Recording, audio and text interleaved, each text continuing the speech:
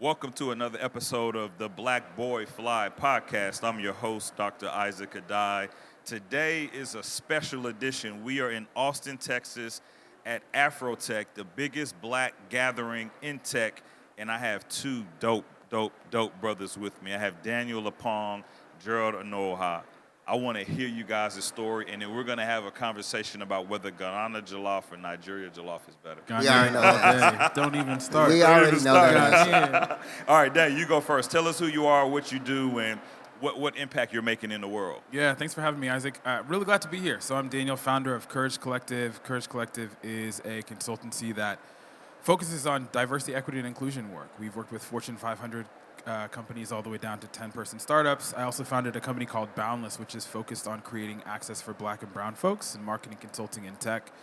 Really untraditional background, bro. So I started in nonprofit, found my way somehow to venture capital, got a master's at Gonzaga University. It's been a really untraditional path, but thankful to be doing the work that I'm doing now. And you're an athlete. You played football in college. Yeah, I went to school to play football originally. So I played football at Abilene Christian for a couple years and then transitioned into just working. So, love it, man. You do a lot of incredible work. We're going to unpack some of what you do. Gerald. Go ahead. Let us know who you are. All right, I'm Dr. Gerald Onuoha. I am an internal medicine physician, not in tech yet. Soon That's to science, come. though. That's science. I came to AfroTech to learn a bit about, technology and how I can start to scale some of the things that I have, in my mind. Yep. So I'm an internal medicine physician, going into private practice eventually at some point, and I'm thinking that healthcare is going to be digitized in the next 10 years or so. And so I'm looking forward to being at the tip of the spear when it comes to that. I also run the organization Everybody versus Racism, which is an organization with the sole mission of eradicating racism wherever it is. We like to focus mainly on putting black and brown people in spaces. And so with doing that, we know that we have to be in touch with the people, and times and technology is the best way to do that. So. I love it, man. Yeah. And what I love about you guys is y'all do multiple things, right? For sure. And I think there's a reason. So if you've read my book, Black Boy Fly, I talk a lot about my heritage being from West Africa, Ghanaian ancestry, and that journey. Gerald is of Nigerian ancestry.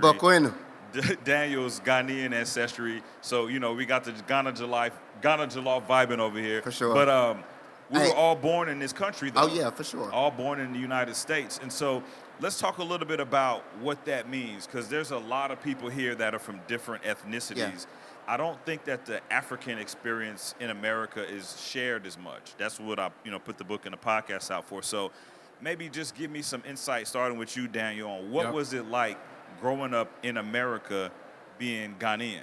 Yeah, it's super interesting because I think the joke that I usually go to is don't say it. When you're a Ghanaian, you can be a doctor, lawyer, engineer, get your PhD. Those are your options, right? Yeah. And for me, I wasn't really interested in that path. I was more interested in creating, right, and the idea of innovation and bringing ideas to life. And so I think my dad is an academic. Yep. He has a PhD, Yep.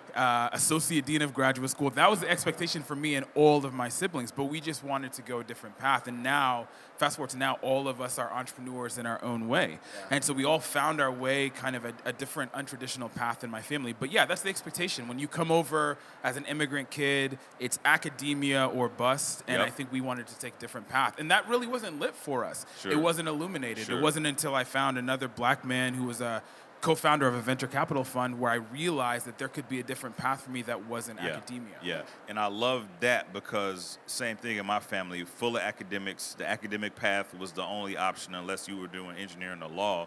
But we've all had to find our way. Sure. But I think our families came here looking at opportunity, and they knew those pathways would lead you to the promised land, right? Yeah. And we're creating new pathways. Nigerian background, Absolutely. Nigerian American. Well, Talk to me. My path was a little bit untraditional than most Nigerians, right? So I grew up in a single-parent home. My mom is actually African American. She grew up in Huntsville, Alabama. And so I would spend the summers with my Nigerian family and, of course, the rest of the year with my American family. But, I was mainly influenced by American culture and things like that. But where I grew up in poverty, and so where I grew up, people didn't go to school. Education was not the primary thing to do, of course. I dropped out of high school in the 10th grade. And so when I dropped out of high school, I didn't have education on the mind. I didn't have my future in the mind. But I got around some people through a mentorship program with the Boys and Girls Club. I don't know if y'all ever heard of Boys and Girls Club and Upward Bound and things like that. They got me back on track. Yeah. And you're going to love this story. So Okay. the way I got into college was I went to a summer program at Tennessee State University. Yep. And I went through the program. I was in the physics program, and I liked it. Yep. And the director said, hey, I want you to come to TSU. And I told her, I didn't have the grades to get into college. At that point, I had a GPA, I think, about 2.2. Yep. And I said, I don't have the grades. And so Yep. she said that she was going to write a letter to the president of Tennessee State University, Dr. Hefner. And so he called me into his office, and he was like, I'm going to give you one chance. You only get one chance. And I got my degree in astrophysics, physics and astronomy. From there, I was working, I was going to be an astronaut at one point, and then I decided to be a physician, so I went to Meharry Medical College, got my degree in medicine. Man. Then I did my graduate work at Dartmouth College, and then now I'm a practicing physician. I love it. Yeah. You brothers are really changing the world and making an impact in the community. Much respect, profound respect for you both.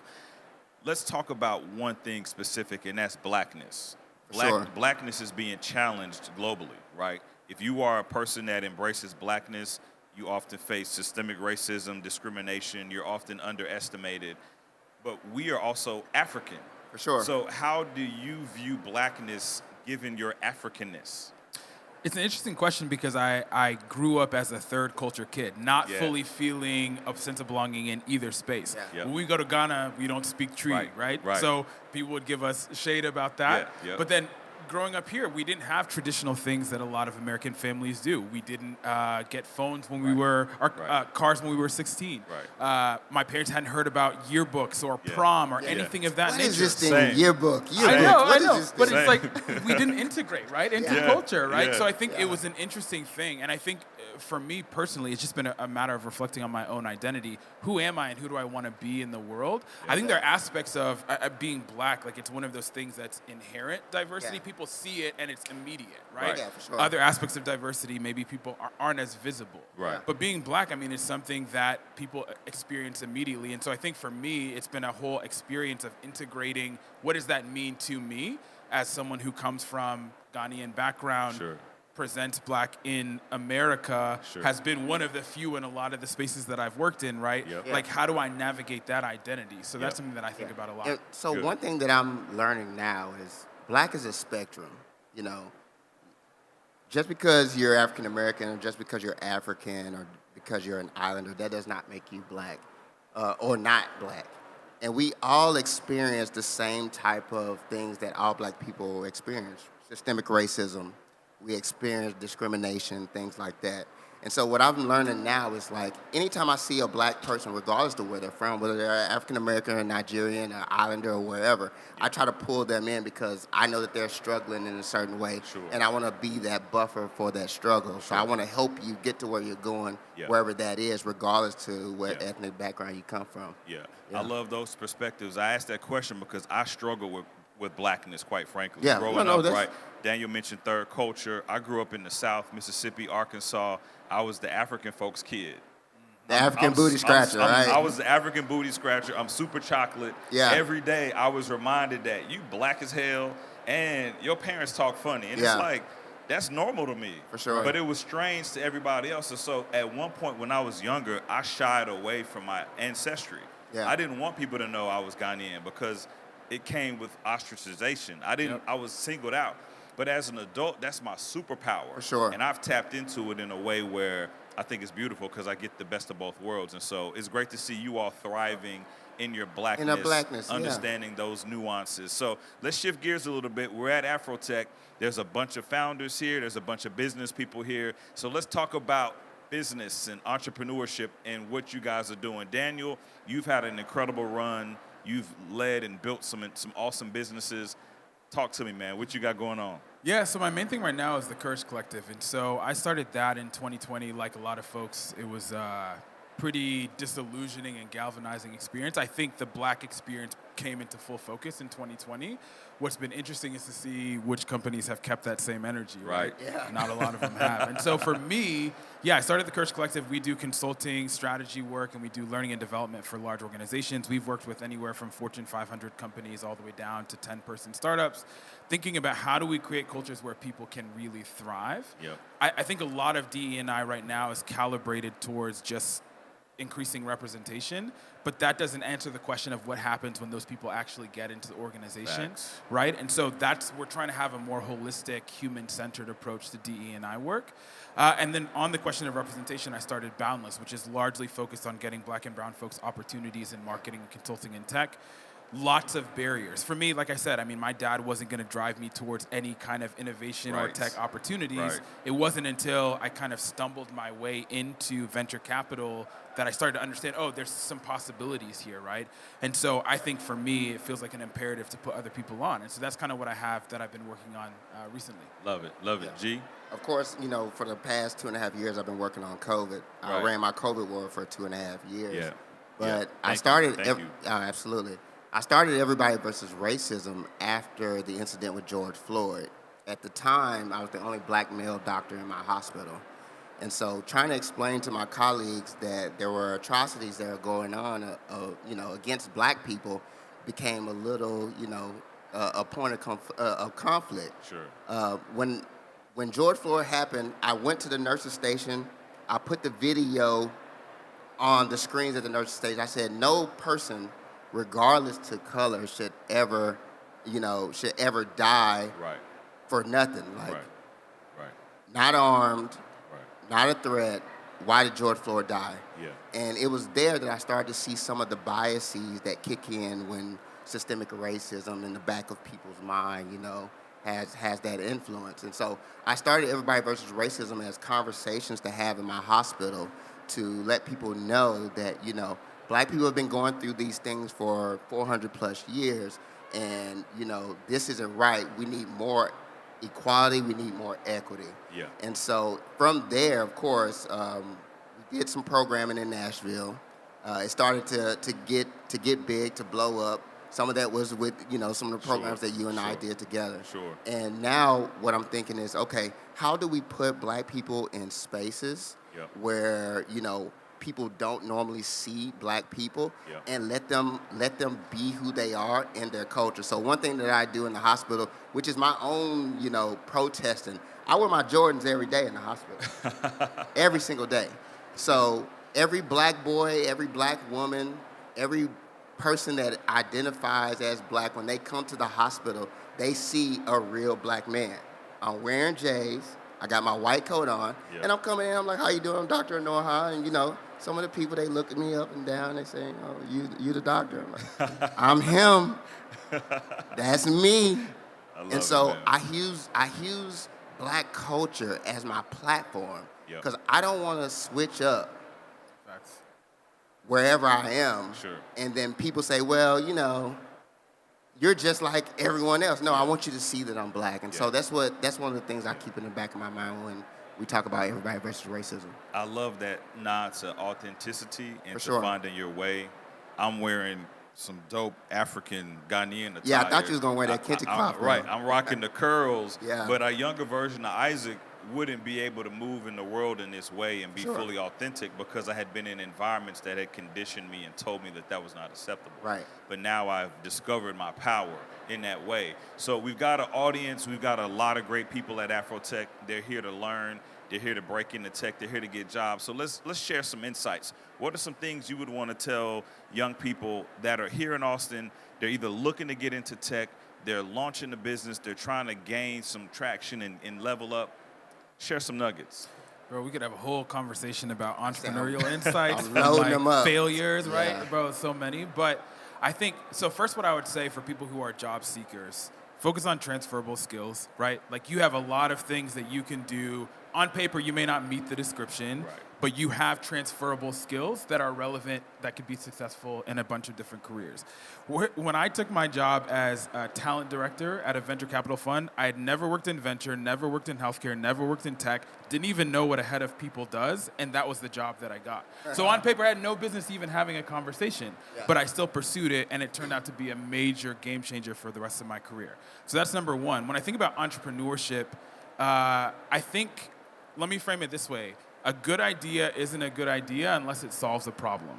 And you know you're solving a problem if someone's willing to pay you for it. And so practically, I think a lot of people are like, oh, I have a great idea about this, but you don't know who it's solving a problem for, and no one's willing to pay you any money to solve that problem. It's not a viable idea. And so that's one of the main things that I saw working in entrepreneurship. I think there are a lot of people who are motivated and driven, and so I would ask, what is the problem you're solving, and who are you solving it for? And then based upon who you're solving it for, how do you then scale that idea? So that's a whole conversation. We can talk about failures in entrepreneurship, but those are a few things that come up for me. And before you go in, Gerald, let me just give you your flowers, brother, because I talked to Daniel a lot before I transitioned out of academia into a full-time role at Pivot, and he was giving me some insights, and he said, Isaac, you're not betting on a business, you're betting on you. For sure. Would you bet on yourself? And I said, hell yeah. He was like, then there's nothing to think about. So thank you, brother. Thank you for that. Go ahead, G. So for me, being your authentic self is more valuable to me than everything except for skill. So if you have the skill and you're being your authentic self, then there's value in that. And so one thing that I've noticed about society is everything is based around black culture. But for some reason, we get to these, Fortune 500 companies, and we tuck who we are. Why? So that we can fit in? Why would we do that? And so being your authentic self allows you to present yourself in that valuable way so that people see what you're worth. And so for me, like I said, when I go to the hospital, I'm in my Jordans every day. Sometimes I wear the little bronze, sometimes, depending on how well they do. I rock with bronze. But, but when there's a large population of black people that come into the hospital. And so the first year when they saw me, they said, okay, this is a black guy from black culture. He's a doctor. He knows what he's talking about. He's treating my mom, my dad. He's treating me. He's knowledgeable. And now the people are coming to the hospital to see me.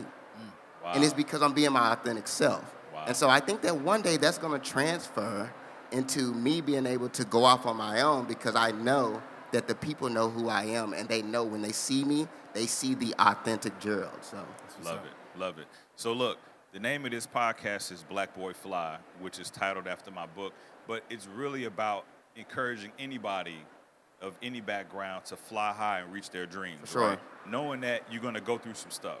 So before we wrap, if you don't mind being vulnerable for just a brief moment, share a struggle and share how you overcame that struggle so that you could fly.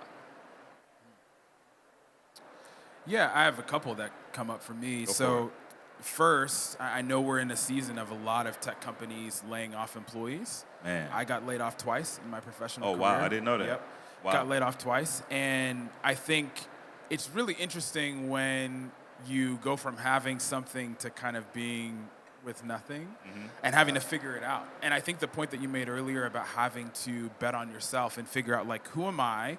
What do I really want and what do I value and what do I want to create in the world? And those being some of the drivers for me. So I think having to calibrate from getting laid off, and I know we're in tough and tenuous environment right now, right? So I think that's one of the things, like having that struggle. And then I think with entrepreneurship, one of the struggles that I would share, it's just so interesting, man. I mean, you can have a great concept and even have a signed contract, but the money's not real till it's in your bank account. Which could be 90 days later. Bro. Yo, especially working with these large corporations, man.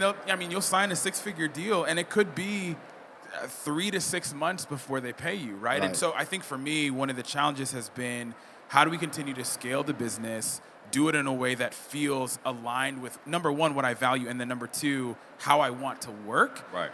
And then also, like, how do we consistently generate revenue? It's a whole thing. And so I think for me, growing quite a bit, and we 3x'd our revenue this year from last year. So congrats, man. Congrats. We've grown a ton, but it's also been a matter of like, how do we practically scale the business, not burn too much cash, spend the money that we need to spend, and make the investments that we need to make. And so, we had a deal this year, a 6-figure deal that signed contract. They end up terminating the contract because they got a new director. And so we had been planning on that revenue for whatever. It was nothing that we did. They just wanted to pull their training in-house. Wow. That money doesn't go in our bank account. So then what do we do? Wow. And so we recalibrate. And then I think in that next window, it was really interesting.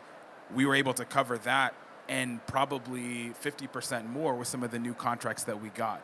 So it's one of those things that you can hang your head and be like, damn, like, what are we going to do? Which we kind of felt away for a minute, but then you got to bounce back and keep it moving. And so I think those things, like the resilience that entrepreneurship creates and having to really figure out, like, do I believe in this enough to keep going no matter the obstacles?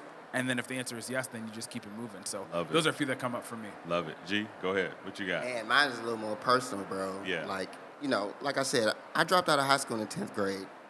And some of that was me feeling like I wasn't enough. And so for a lot of my life, I was going through life with that imposter syndrome of, maybe I'm not smart enough, maybe I'm not good enough. I was in this thing, and I know you guys can relate, where I'm too African American to be Nigerian. I'm too Nigerian to be African American. So I never really fit into anybody's group, anybody, any place.